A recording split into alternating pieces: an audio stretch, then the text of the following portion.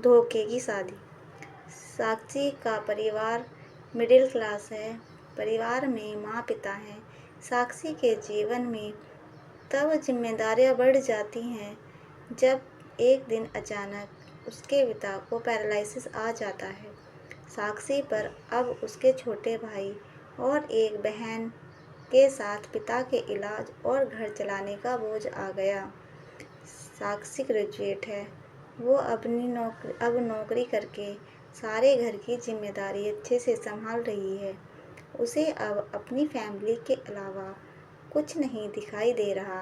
पिता और माँ साक्षी पर गर्व है। साक्षी ने इस दौरान कई अच्छे रिश्ते मन को मना कर दिया। इनमें से कुछ उनके रिश्तेदारों ने बताए थे, इसलिए रिश्तेदार अब साक्षी से थोड़ा जलने लगे। साक्षी को एक लड़का रचित कुछ दिनों से फॉलो कर रहा होता है।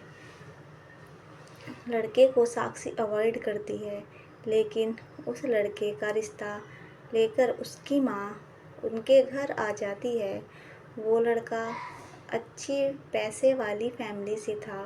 साक्षी को अब अपने माँ और पिता का बहुत ज़्यादा प्रेशर होता है।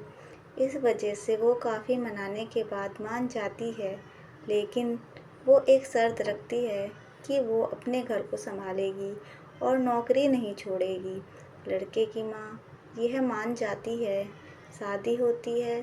शादी के लिए वो खुश है। शादी के पहले वो लड़के से मिलकर बात करना चाहती है, लेकिन लड़के की तरफ से कोई पहल नहीं होती, तो वो कुछ भी नहीं करती। जल्दी में शादी करवा दी जाती है।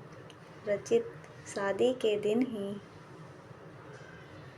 कई दिनों बाद उसे दिखाई दिया।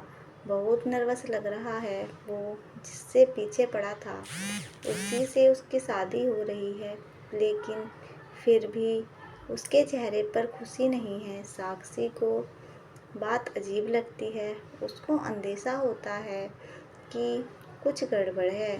सुहाग रात की सेज पर वो बैठी है और बाहर से कई मर्दों की आवाज़ आ रही है। तभी वो बैठी बैठी सोचती है कि वो उन्हें आवाज़ से कैसे पहचानेगी, क्योंकि अभी तक उसने उनकी आवाज़ सुनी ही नहीं। और फिर रचित कमरे में आता है। चेहरे का रंग पूरा उड़ा हुआ रहता है। साक्षी एक नज़र चुपके से उठाकर उसे देखती है। वो भी बिस्तर के कोने पर बैठ जाता है। बहुत देर हो जाती है। साक्षी को अजीब लगता है, क्योंकि रचित ना तो कुछ बोलता है और ना ही उसके पास आता है। फिर साक्षी ही पहल करती है और कहती है, सुनिए, आप इतनी नर्वस मत होइए, मुझे आप पसंद हैं। रचित उसकी ओर मुड़ता है। साक्षी उसको पूछती है, क्या हुआ, आप खुश तो हैं ना? रचित केवल गर्दन हिलाता है। साक्षी बोलती है, मुझे आपसे बहुत सारी बातें करनी थी, लेकिन आपने पहल ही नहीं की। चलिए अब करते हैं। रचित अभी भी चुप रहता है। साक्षी फिर बोलती है, आप कुछ क्यों नहीं बोल रहे? रचित की आंखों में अब आंसू आ जाते हैं। साक्षी घबरा जाती है। क्या हुआ, मुझे बताइए तो। रचित अब साइन भाषा में बताता है कि वो बोल नहीं सकता। साक्षी को धक्का लगता है। वो चुप हो जाती है और रचित से दूर हो जाती है। पहली ही रात उसे पता चलता है कि उसके परिवार वालों के साथ धोखा हुआ है, क्योंकि लड़के वालों ने इतनी बड़ी बात छिपाई। उसे धोखा बर्दाश्त नहीं होता। वो अपने घर वापस लौट जाती है। उसके परिवार को भी इस बात का पता नहीं होता। परिवार वाले भी यह सुनकर शॉक रह जाते हैं और अपने आप को कोसते हैं कि उन्होंने जल्दी कर दी, पहले पता लगवाना था। साक्षी ने फैसला लिया कि अब वो कोर्ट में बात ले जाएगी। शादी के एक दिन बाद ही बात तलाक तक पहुंच जाती है। साक्षी तलाक की अर्जी देती है। रचित की माँ साक्षी के घर आती है। साक्षी की माँ उन्हें भला बुरा कहती है।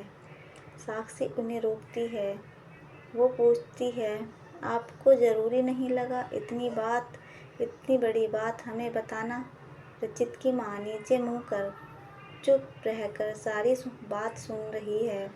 रचित की माँ कहती है कि मैं माँ अपने बेटे का भला ही चाहती हूँ और उसके पिता भी नहीं हैं। वो साक्षी को पसंद करता है, इसलिए वो साक्षी से शादी करना चाहता था। मैंने हिम्मत की बोलने की, मगर कर नहीं पाई। फिर मुझे डर भी लगा, क्योंकि पहली बार उसने कुछ करने को कहा। उसने तो मुझे बोला था कि तुम्हें सब बता दूं, और मैं चाहती भी थी, लेकिन नहीं कर पाई। मैंने रचित को भी झूठ बोला कि तुम मान गई हो, लेकिन शादी के पहले उसे पता चल गया कि मैंने उसको झूठ बोला है। तब तक देर हो गई थी, इसलिए वो खुश नहीं था। साक्षी, शायद तुम मुझे समझ पाओ। साक्षी अभी भी गुस्से में है। वो बोलती है कि मुझे रचित के ना बोलने से कोई प्रॉब्लम नहीं है। गुस्सा इस बात का है कि आपने मुझे धोखा दिया, झूठ बोला, और वो मुझे बर्दाश्त नहीं। तलाक की अर्जी के बाद रिश्तेदार तो साक्षी और उसके परिवार की हालत पर खुश हैं।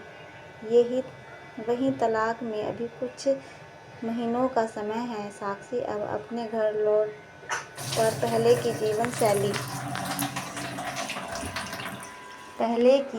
शैली पर लौट आती है। वो जॉब पर जाती है और कुछ दिनों बाद फिर रचित उसे दिखाई देता है, दूर से ही। बस अब वो साक्षी को देखता है। साक्षी के ऑफिस के बाहर वो लगातार आता है। 15 दिनों तक साक्षी उसे अवॉइड करती है। फिर एक दिन उसके पास जाकर बोलती है, अब यह सब करने से कुछ नहीं होगा, और मैं नहीं चाहती कि तुम कुछ नाटक करो, इसलिए यहाँ आना बंद कर दो, समझे? साक्षी की बातें वो सुन रहा है। वो साक्षी को इशारों में कॉफ़ी पीने को कहता है, लेकिन साक्षी वहाँ से चली जाती है। अगले दिन फिर वहीं रचित खड़ा रहता है। साक्षी उसके पास जाकर कहती है, कॉफ़ी पीकर मेरा पीछा छोड़ दोगे? रचित गर्दन हाँ में हिलाता है। दोनों टेबल पर दोनों आमने सामने बैठे हैं। रचित अपने फ़ोन से कुछ मैसेज टाइप करता है। साक्षी उसको देख भी नहीं रही। साक्षी के फ़ोन में मैसेज आता है। रचित का लिखा होता है, sorry but really love you so much. कोई भी बोलने वाला तुम्हें मुझसे ज़्यादा प्यार नहीं कर सकता, और बात तो झूठी भी कोई हो सकती है, लेकिन आंखें हमेशा सच बोलती है। एक बार मेरी आंखों में देख लो, फिर तुम्हें जो सही लगे वो करना।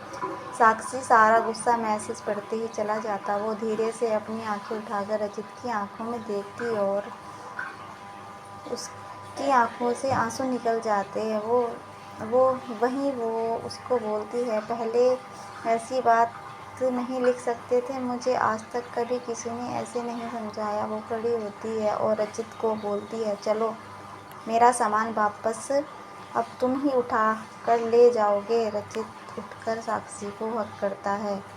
दोस्तों, अगर आपको मेरी ये स्टोरी पसंद आई तो मेरे चैनल को लाइक करें, सब्सक्राइब करें, कमेंट करें। Thank you.